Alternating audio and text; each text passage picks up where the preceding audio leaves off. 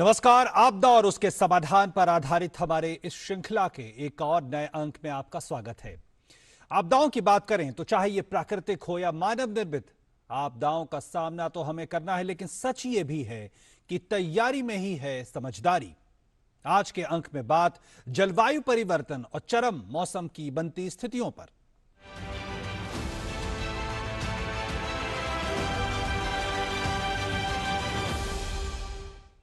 और जलवायु परिवर्तन और उससे जो चरम मौसम की स्थितियां बन रही हैं, पहले जरा इस मुद्दे को हम समझ लेते हैं। इस पूरे मसले को समझने की प्रक्रिया में हम देखते हैं कि क्या आंकड़े भी इस बात की गवाही देते हैं। तो प्रमुख मुद्दा यह है कि बार बार प्राकृतिक आपदा की स्थितियां बन रही है, इसकी फ्रीक्वेंसी यानी बारंबारता वो बढ़ रही है। ये चिंता की बात है। और इसके साथ साथ हम देख रहे हैं कि जो तापमान बढ़ रहा है पूरी पृथ्वी का, उसमें भारत का भी उसका भी अलग से आंकड़ा है, वो एक प्रमुख कारण के तौर पर उभर कर सामने आ रहा है, एक मुख्य कारण के तौर पे आ रहा है सामने। बदलती स्थितियों में हो क्या रहा है, जान और माल की सुरक्षा के लिए तैयारियां क्या अब दूसरे तरीके से करनी पड़ेंगी, क्या उसके लिए किस तरह से अब तैयारी करनी पड़ेगी, ये भी एक प्रमुख मुद्दे के रूप में वैश्विक स्तर पर उभरा है। भारत जैसे देश में और स्थितियां अलग भी हैं। प्रमुख कारण क्या है? प्रमुख कारण है कि 65% से ज्यादा चरम स्थितियों के लिए मानव निर्मित कारक हैं। बहुत सारे अध्ययन ये हमें आज बता रहे हैं, ये हम समझा रहे हैं। साथ साथ अगर हम देखें तो भारत की बात कर रहे हैं कि 1901 से 2018 के बीच में 0.7 डिग्री सेल्सियस तापमान औसत तौर पे बढ़ा है भारत की। अगर हम सिर्फ बात करें और वैश्विक स्तर पे भी इसके आंकड़े हैं। 1951 से 2015 के बीच का अगर हम समय लें तो 6% स्तर तक भारत में ग्रीष्म और उसके बाद जो मानसून की गतिविधियां हैं उसमें एक कमी आती हुई दिखाई दे रही है। तो एक तरह के मौसम परिवर्तन से हम जूझ रहे हैं। मानसून के बाद गंभीर चक्रवाती जो तूफान आते थे उनकी संख्या में बढ़ोतरी देखी गई है पिछले कुछ दशकों में। तो ये कुछ हम परिस्थितियां समझ सकते हैं। लेकिन ऐसे में प्रमुख सवाल क्या है? सवाल यह है कि क्या जलवायु परिवर्तन से उपजी आपदा की स्थितियों को हम कैसे इस समय कम कर सकते हैं? क्या उपाय किए जा रहे हैं? क्या करने चाहिए? ये एक प्रमुख सवाल है। और इससे जुड़े प्रमुख सवाल है कि जागरूकता और क्षमता निर्माण कैसे मदद कर सकता है इन स्थितियों से लड़ने में। तो ये एक प्रमुख सवाल है। और इसी से जुड़ा सवाल कि वैश्विक जलवायु परिवर्तन के खिलाफ कोशिशें कितनी कारगर हैं, क्या वो कारगर साबित हो पा रही हैं? और भारत जैसे विकासशील देशों के सामने एक बड़ा सवाल ये है कि क्या असर पड़ेगा, क्या विकासशील देशों पे ज्यादा असर पड़ेगा, क्या भारत जैसे देशों पे असर ज्यादा पड़ेगा? ये कुछ प्रमुख मुद्दे और चिंताएं हैं। हम अपने विशेषज्ञों से जानने की कोशिश करेंगे इन तमाम मसलों को। और हमारे साथ हमारे तमाम विशेषज्ञ जुड़ गए हैं। हमारे साथ डॉक्टर पवन कुमार सिंह साहब हैं जो संयुक्त सलाहकार हैं ऑपरेशंस और नेशनल डिजास्टर मैनेजमेंट अथॉरिटी में। और हमारे साथ डॉक्टर सुब्रता बोस साहब हैं जो वैज्ञानिक climate change division, ministry of environment, forest and climate change. और हमारे साथ डॉक्टर डी आर पटनायक साहब हैं, scientist and head numerical weather prediction division, Indian meteorological department. बहुत बहुत स्वागत आप तीनों का। और सबसे पहले मैं शुरुआत डॉक्टर पवन आपसे करना चाहूंगा कि जिस तरह की परिस्थितियां हम बनती हुई देख रहे हैं और जिस तरह के मुद्दे कुछ हमने सामने रखने की कोशिश की, क्या ये पूरी तरह अब ये स्थापित सच है कि क्लाइमेट चेंज, जलवायु परिवर्तन और जो लगातार आपदा की स्थितियों में बदलाव हो रहा, या कहें कि जो चरम मौसम की स्थितियां बन रही हैं, उसके बीच में सीधा संबंध है, सीधा लिंक है? और अगर है तो एनडीए में किस तरह से इनको लेकर दिशा निर्देशों और किस तरह से इस पे काम कर रही है? नमस्कार जी, धन्यवाद। सबसे पहले तो मैं आपके सभी दर्शकों का स्वागत करना चाहता हूं इस प्रोग्राम में। जैसा कि आपने बताया, जलवायु परिवर्तन और अत्यधिक मौसमी बदलाव से उत्पन्न जो घटनाएं हैं उनके बारे में because of rise in temperature वो बहुत ज्यादा बढ़ रही हैं। तो इसके संदर्भ में मैं आपसे 2-3 बातें बताना चाहूंगा। सबसे पहले तो जो मुद्दा है वो ये है कि 2 माह पहले करीब अक्टूबर 13 को यूनाइटेड नेशंस की एक संस्था है जिसका नाम है United Nations office for disaster risk reduction, उसने एक रिपोर्ट प्रस्तुत की जिसका शीर्षक था the human cost of disasters वर्ष 2000 से 2019 के बीच के लिए। और जैसा कि आपको ज्ञात होगा कि 13 अक्टूबर जो दिवस है हर वर्ष जो है international day for disaster risk reduction के रूप में मनाया जाता है। इसमें इस रिपोर्ट में उन्होंने ये साबित किया है कि 21वीं सदी के शुरुआत से ही जलवायु परिवर्तन जो है वो आपदाओं की पृष्ठभूमि पर काबिज होता जा रहा है। धीरे धीरे उसकी जो संख्या है इन इन इन एपिसोड्स की, इन इवेंट्स की, वो बढ़ती जा रही है। वर्ष वर्ष 2000 से 2019 के बीच करीब 7000 आपदाएं विश्व भर में रिकॉर्ड हुई, जिसमें करीब 12,30,000 जाने गई और करीब करीब 219 खरब रुपयों का नुकसान हुआ पूरे विश्व में। ये रिपोर्ट ये भी साबित करती है कि जहां की वर्ष 1980 से 1999 जो 20 साल का पीरियड उन्होंने लिया, उसमें करीब 3600 इवेंट हुए विच वर एक्सट्रीम वेदर इवेंट्स और ड्यू टू क्लाइमेट वेरिएबिलिटी जी। वही 2000 से 2019 के बीच में करीब करीब 6600 इवेंट हुए, जो कि एकदम दुगना था, करीब करीब दुगना ही था 3600 का। तो इससे ये साफ साफ पता लगता है कि इस तरह की घटनाएं जो हैं वो जलवायु परिवर्तन की वजह से बढ़ती जा रही हैं। हालांकि हाल के वर्षों में हमने रिकॉर्डिंग और रिपोर्टिंग सिस्टम पूरे विश्व में हर देश ने अपना अपना डेवलप किया है, जिसकी वजह से रिकॉर्डिंग बेटर हो गई है। That is one of the main reasons. लेकिन इसका जो कारण है, जो मुख्य कारण है, वो ये है कि इस तरह की घटनाएं बढ़ने का जो क्लाइमेट वेरिएबिलिटी है both in temporal and special scale, वो बहुत ज्यादा इंक्रीज हुई है। इसके साथ मैं आपको ये भी बताना चाहता हूं कि भारत ने वर्ष 2016 में सिंडई फ्रेमवर्क के बाद एक नेशनल डिजास्टर मैनेजमेंट प्लान, जो कि राष्ट्रीय योजना है डिजास्टर मैनेजमेंट की, वो उसको कार्यान्वित किया था, जिसको 2019 में उन्होंने रिवाइज भी किया हमने। ये 4 मूलभूत प्राथमिकताओं पे आधारित है सिंडई फ्रेमवर्क की। लेकिन जब 19 में रिवीजन हुआ तो उसमें हमने इसमें क्लाइमेट रिस्क मैनेजमेंट का भी एक पॉइंट रखा, जो कि cut across except for CBRN disasters and earthquake, वो हर डिजास्टर में हर हैजार्ड की वल्नरेबिलिटी को लिया गया। ये प्लान सारे एक्शंस को स्टेट्स और नेशनल लेवल पे एक clear cut role responsibility matrix में बताता है। सारे स्टेक होल्डर क्या करेंगे, कैसे करेंगे, इस प्लान में बताया गया है। क्लाइमेट रिस्क एक बहुत मूलभूत उसका प्राथमिकता है। और इस प्लान में 17 हैजार्ड्स हैं, और जिसमें कि 17 हैजार्ड्स में हमने जो एक्सट्रीम वेदर इवेंट्स हैं वो भी लिए हैं, जिसमें कि हमारे पास थंडरस्टॉर्म है, लाइटनिंग है, डस्ट स्क्वॉल है, strong winds, hello storm, cloud burst, glacier lake outburst flood, heat wave, forest fire and biological and public health emergencies. बिल्कुल। तो डॉक्टर पवन, आपने बहुत अच्छे से इस पूरा विचार है उसको स्थापित किया है, उसको सामने रखा है। और इसको अगर जरा और गहराई से समझने की कोशिश करें, डॉक्टर सुब्रत बोस, जिस तरह से पूरे वैश्विक स्तर पे और भारत भी एक तरह से लीड लेता हुआ है, नेतृत्व करता हुआ दिखाई दे रहा है जलवायु परिवर्तन और उससे जूझने को लेकर। सोलर अलायंस जैसा एक पहल भारत ने की है। क्या लगता है कि ये जो वैश्विक स्तर पे और भारत अपने स्तर पे भी काम कर रहा है, किस तरह से इसका असर होगा, किस तरह से ये जो चरम मौसम की स्थितियां हैं उस पर नियंत्रण हो सकता है, थोड़ा इसे हम समझाएं। बेसिकली अगर क्लाइमेट चेंज का बात करें तो जो मेजर कंट्रीब्यूटर है क्लाइमेट चेंज के लिए ये है ग्रीन हाउस गैसेस। जो एंथ्रोपोजेनिक ग्रीन हाउस गैसेस है ये इसको बढ़ा दे रहे हैं temperature rise and other extreme event के लिए। तो इंडिया का जो पर कैपिटा एमिशन है ग्रीन हाउस गैस के लिए ये काफी कम है।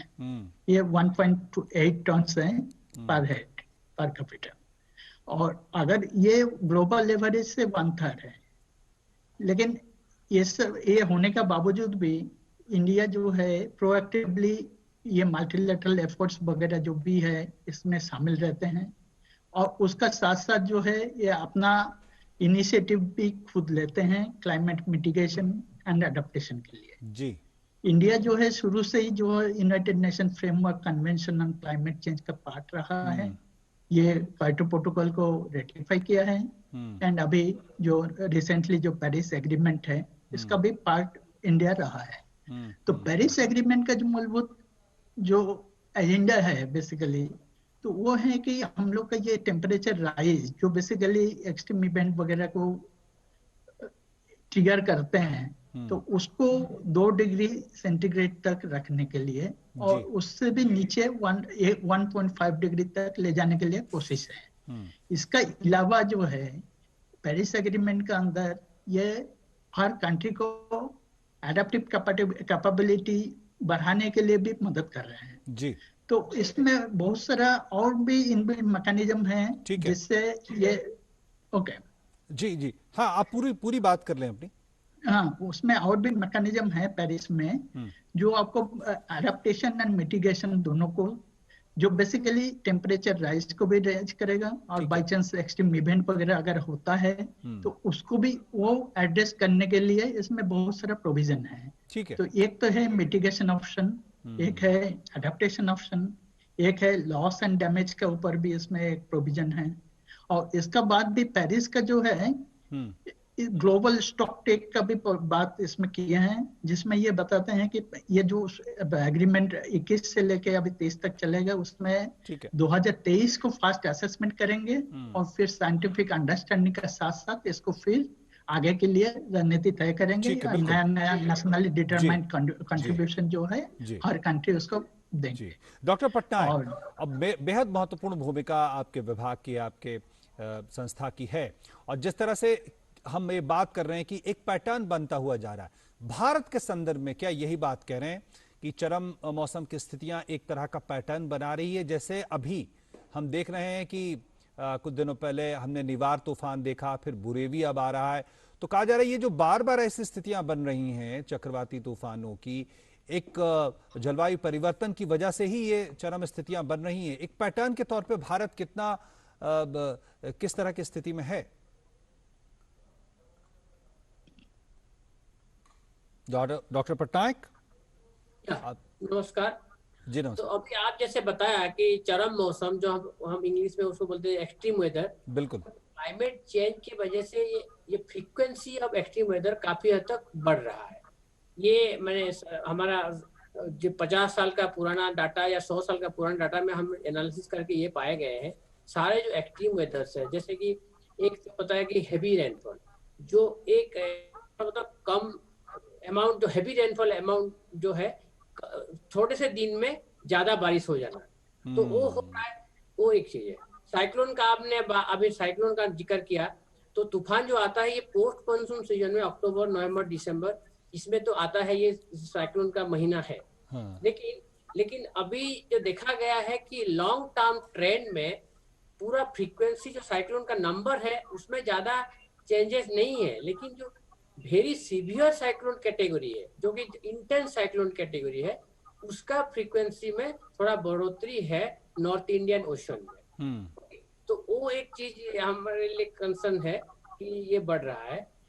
और एक चीज देखा गया है कि जो साइक्लोन का जो स्पीड है, जो स्पीड में गति करता है, वो धीरे धीरे स्लो हो रहा है।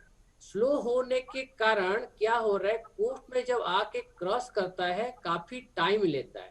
तो ये इसका एक इम्प्लीकेशन ये है कि डिजास्टर मैनेजमेंट के हिसाब में इसको काफी हद तक मतलब प्रॉब्लम फेस करना पड़ रहा है। तो ये एक साइक्लोन का हुआ, ये हेवी रेनफॉल का हुआ, जैसे कि तो ये एक पैटर्न बन रहा है। जी बिल्कुल।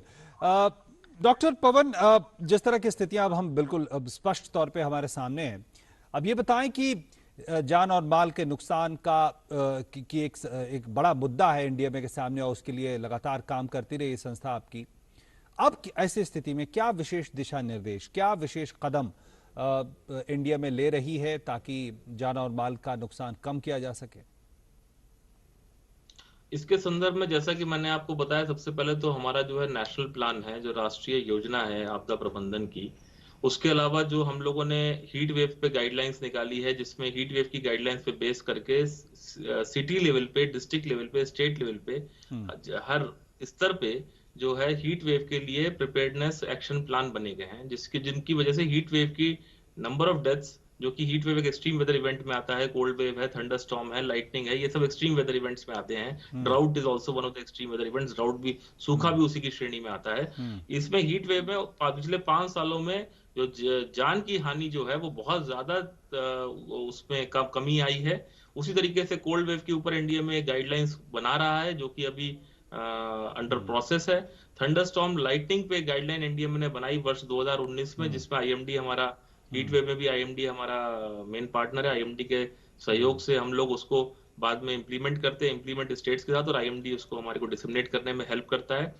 तो ये जो गाइडलाइंस है, दिशा निर्देश है, इसके ऊपर जो city level, state level, district level and जो प्लानिंग है, तो योजना बनाना और योजना को कार्यान्वित करना सही तरीके से सबसे जरूरी है इस संदर्भ में, क्योंकि उसके ही तरह से हम इसमें जान और माल दोनों के जो नुकसान है उसकी बहुत हद तक रोकथाम कर सकते हैं। वो सबसे बड़ा मुद्दा है। दूसरा मुद्दा जो इसमें है वो है अवेयरनेस जनरेशन का। अवेयर करना है हमको लोगों को इन मामलों में। सबसे पहले तो जो प्राकृतिक संसाधनों का जो दोहन है वो कम से कम हो। दूसरी बात यह है कि उन संसाधनों को, जैसे कि हमने देखा होगा पहले के वर्षों में कि जल ही जीवन है, तो जल मीठा पीने युक्त जल की जो मात्रा है वो पूरे विश्व में बहुत तेजी से घट रही है।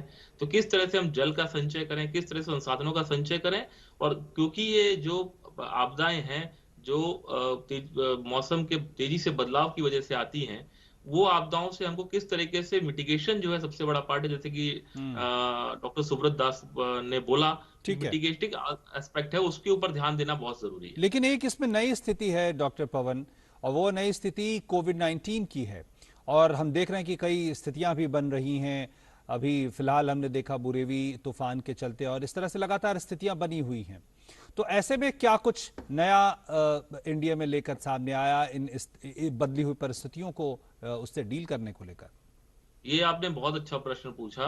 इसमें सबसे पहले तो मैं ये बताऊंगा कि हमने वर्ष 2008 में बायोलॉजिकल डिजास्टर्स के ऊपर एक नेशनल गाइडलाइंस इशू की थी। उसके अलावा हमारे नेशनल प्लान में भी biological and public health emergencies के ऊपर काफी विस्तृत रूप से चर्चा हुई है। इन सारी बातों को जैसे ही कोविड-19 पेंडेमिक स्टार्ट हुआ, ministry of health and family welfare, जैसा कि आपको मालूम होगा नोडल मिनिस्ट्री है बायोलॉजिकल डिजास्टर्स के लिए, उसने कंटेनमेंट प्लान बनाया। इन सारे दिशा निर्देशों में, गाइडलाइंस में और नेशनल प्लान में जो भी चीजें लिखी गई थी, जैसे N95 मास्क है, फिजिकल डिस्टेंसिंग है, और जितने भी इश्यूज लिखे गए थे वो सारे इश्यूज इस कंटेनमेंट प्लान में लाए गए। और उसके बाद इन सारे दिशा निर्देशों को स्टेट लेवल प्लानिंग और डिस्ट्रिक्ट लेवल प्लानिंग भी बनाया, और उसके साथ साथ वो सबको सुचारू रूप से डिस्ट्रीब्यूट किया गया, सबको दिया गया, जिससे कि वो कार्यान्वित हो सके। ये तो एक बात है। लेकिन कोविड-19 के साथ साथ फरवरी मार्च से अब तक हमने केमिकल एक्सीडेंट्स देख लिए, हम लोगों ने हीट वेव के एपिसोड देखे, we have seen cold wave, we have seen cyclones, we have seen floods, urban flooding, हर तरह का डिजास्टर, हर तरह की आपदा हमारे यहाँ आई है।